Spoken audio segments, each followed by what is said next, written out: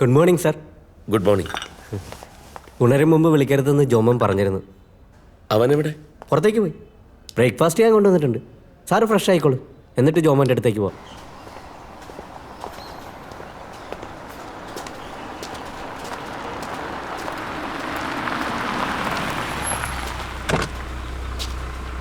അപ്പം വാ. Good morning, sir. Good morning അക്ക. Morning. Morning. Good morning. Good morning, sir. അപ്പം നീ കസേരയിലോട്ട് ഇരുന്നേ. ഇരിക്കപ്പാ. ഈ മുസ്താഖ് ഞാൻ ഒരുമിച്ച് പഠിച്ചിട്ടുണ്ട്. ഇവനീ കാണുന്ന പോലെ ഒന്നുമല്ല. ടെക്സ്റ്റൈൽ എഞ്ചിനീയറിംഗ് കഴിഞ്ഞ് MBA എടുത്തിട്ടുള്ള ആളാ. MBA ശരിക്കും പാസ്സായിരുന്നു കേട്ടോ. ഇപ്പം തിരുപ്പൂരിൽ ടെക്സ്റ്റൈൽ എക്സ്പോർട്ട് ബിസിനസ്സാണ്. അന്ന് ആ ബൈക്കും കടയും വിറ്റ കാശുകൊണ്ട് ഞാൻ ഇങ്ങോട്ടാണ് വന്നത്. അതിവിടെ ഇൻവെസ്റ്റ് ചെയ്ത് ഞാൻ ഈ കമ്പനിയിൽ പാർട്ട്ണറായി.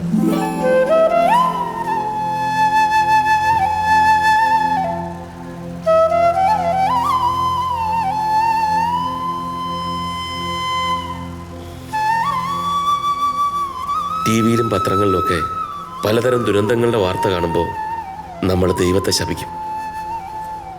ഭൂകമ്പങ്ങൾ, യുദ്ധങ്ങൾ, സുനാമി, എത്ര ആളുകൾ മരിച്ചു വീഴുന്നു.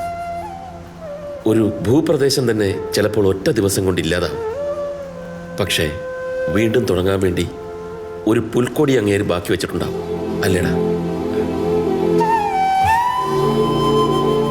മുഷ്താഖെ, ഞാനിവിടെ ഇരുന്നൊരു സിഗരറ്റ് വലിച്ചോട്ടെ? അയ്യോ, അതിനെന്താ?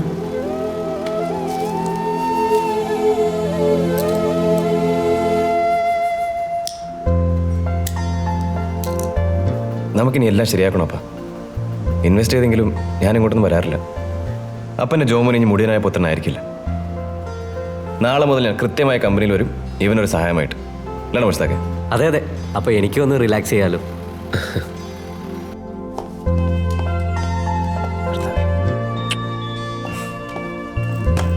അപ്പം ഞാൻ ഇറങ്ങാണേ. നിക്ക്. ഇതെന്താ? ഇനി മുതൽ ഹോട്ടൽ ഫുഡ് വേണ്ട. ഞാൻ എന്തായാലും ഇവിടെ വെറുതെ ഇരിക്കാന്നല്ലോ. ഇനി മുതൽ എന്നും ഹോട്ടലിൽ നിന്ന് കഴിക്കേണ്ടി വരുമെന്ന് ഇന്നറിയും.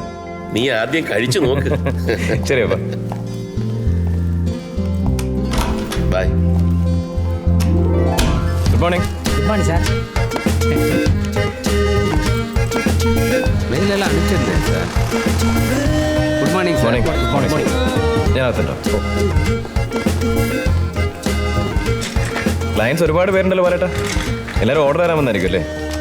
അവർ നമ്മുടെ ക്ലയൻ്റ് അല്ല സാർ, നമ്മൾ അവരെ ക്ലയൻ്റാ. ഞാൻ വിളിക്കാം, സാറ് തന്നെ സംസാരിക്കും.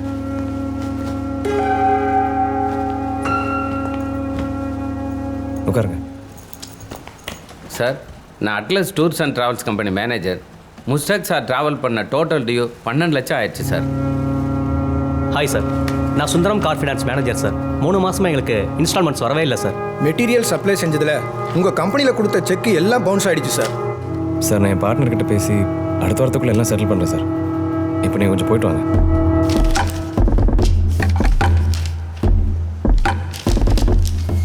ഓർഡർ എടുക്കാനാണെന്നും പറഞ്ഞ് എപ്പോഴും വേൾഡ് ടൂറാണ് സാർ. ബിസിനസ് ക്ലാസ്സിലെ യാത്ര ചെയ്യും, സ്റ്റാർ ഹോട്ടലിൽ താമസിക്കും, വില കൂടെ കാറേ ഓടിക്കും. കമ്പനിയുടെ റിയൽ സിറ്റുവേഷനായി മാച്ച് ചെയ്യാത്ത ഇമാജിനറി വേൾഡാണ് പുള്ളിയുടെ ലൈഫ്. മൂപ്പരായിട്ട് കൊണ്ടുവന്ന കാശ് മുഴുവൻ പൊടിച്ചു കളഞ്ഞു. അപ്പോഴാ കുറേ കാശും കൊണ്ട് സാറിൻ്റെ വരവ്. I am very sorry to say this is a sinking ship. ഈ കമ്പനിയിൽ നിന്ന് എൻ്റെ ലാസ്റ്റ് ഡേ ആണ് സാർ. എൻ്റെ കുട്ടികളൊക്കെ പഠിക്കുക, മുന്നോട്ട് പോകണമെങ്കിൽ വേറെ ജോലി നോക്കിയേ പറ്റൂ. സാറൊരു പാവാൻ തോന്നിയോണ്ട് ഒന്ന് പറഞ്ഞിട്ട് പോവാന്ന് കരുതി.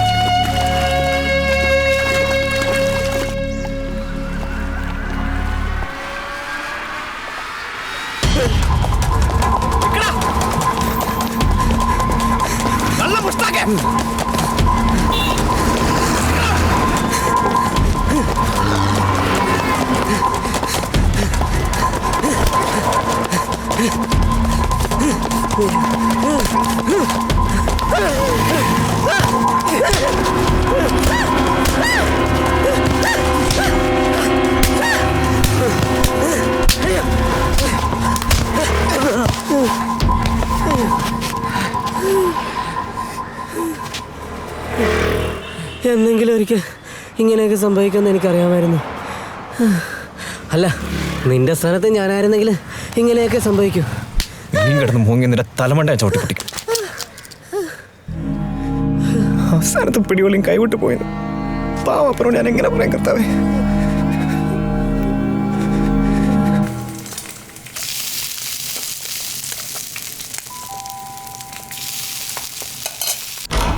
ആ വാ. എന്താണ് നിനക്കൊരു ക്ഷീണം? ഒന്നുമില്ല. ആ, ജീവിതത്തിൽ ആദ്യമായിട്ട് പണിയെടുക്കുമ്പം ഇങ്ങനെയൊക്കെ ഉണ്ടാവും. നീ കുളിച്ച് റെഡിയായി വരുമ്പോഴേക്കും നല്ല ചൂട് പുട്ടും ഉഗ്രൻ ചിക്കൻ കറിയും റെഡി. അടിപൊളി.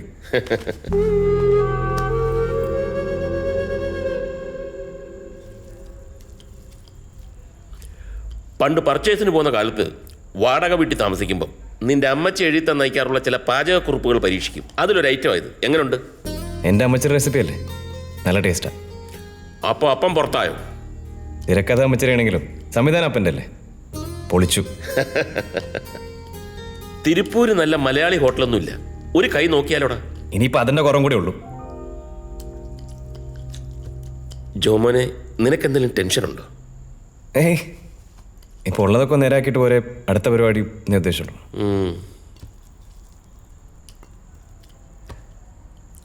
ഞാനിന്ന് ആൽഫിയെ വിളിച്ചിരുന്നു.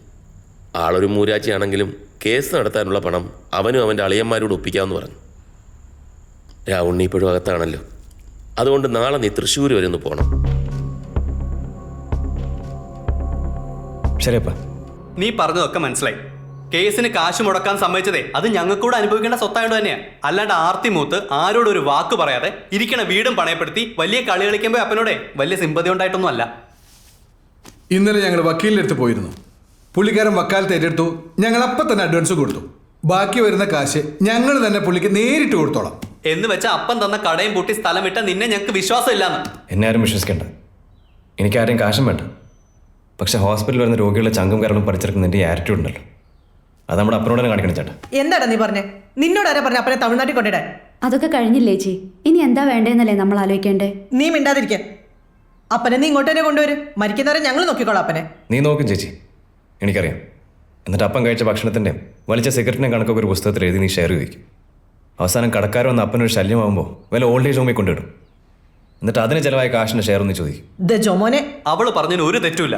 അപ്പൻ ഇത്രയും നാൾ സമ്പാദിച്ചത് മുഴുവൻ അപ്പൻ തന്നെ നശിപ്പിച്ചില്ലേ? എല്ലാം നശിപ്പിച്ചല്ലോ ഡോക്ടർ അൽഫോൻസ്. നിന്റെ ഈ ഡോക്ടർ സ്റ്റേറ്റസും പെങ്ങന്മാരിയിരിക്കുന്ന വെൽ സെറ്റിൽ ഭർത്താക്കന്മാരൊക്കെ അപ്പൻ്റെ സമ്പാദ്യങ്ങൾ തന്നെയാണ്. അതൊന്നും ഇപ്പോഴും നശിച്ചിട്ടില്ലല്ലോ. എനിക്ക് വേണ്ടി അപ്പൻ ചെലവാക്കിയത് മാത്രമേ വേസ്റ്റ് ആയിട്ടുള്ളൂ. അപ്പൻ്റെ മക്കളിൽ ഞാൻ മാത്രമേ വേസ്റ്റ് ആയിട്ടുള്ളൂ.